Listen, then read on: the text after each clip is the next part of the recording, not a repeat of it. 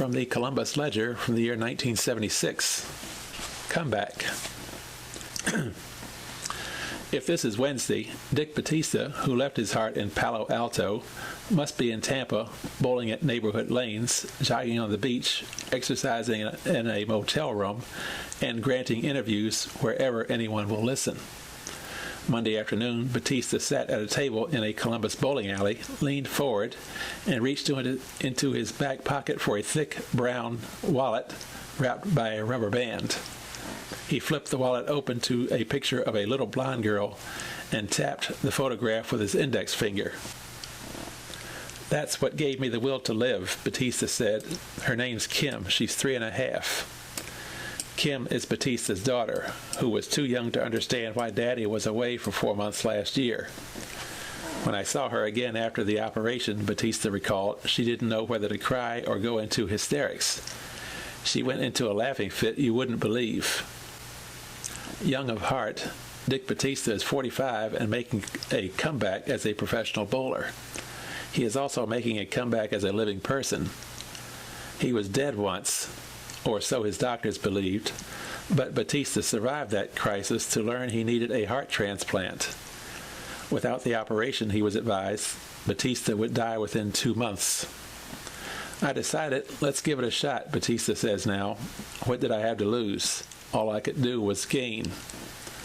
On October 9, 1975, retired professional bowler Dick Battista became the 94th person to receive a heart transplant.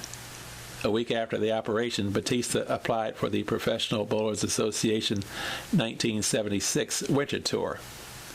"I'm stronger than ever, and I see no reason why my bowling can't get better than it's been," Battista said.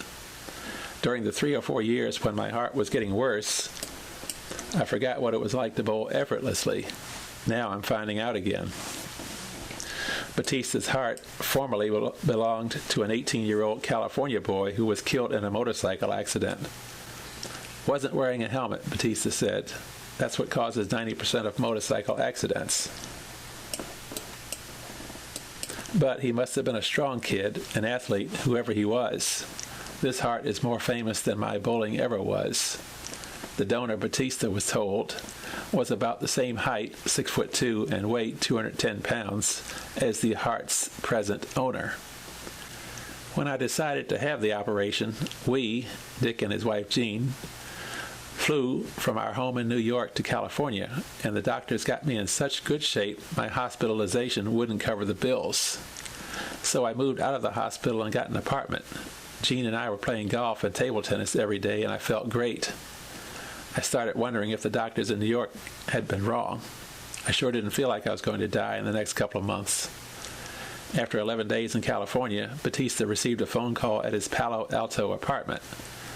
They said they had a donor and for me to come to the hospital at Stanford.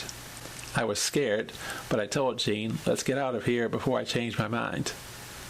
The operation took 10 hours. 2 days later, Battista was out of bed exercising. "You got to be a fighter. You got to think positive. That's what my doctors kept telling me, and I know it's true." It didn't surprise me that I was able to get back on the tour because I was optimistic all the time. Battista, who won $37,000 in 1971 and has rolled 29 perfect games, suffered his first heart attack in 1970. His game and his health kept getting worse.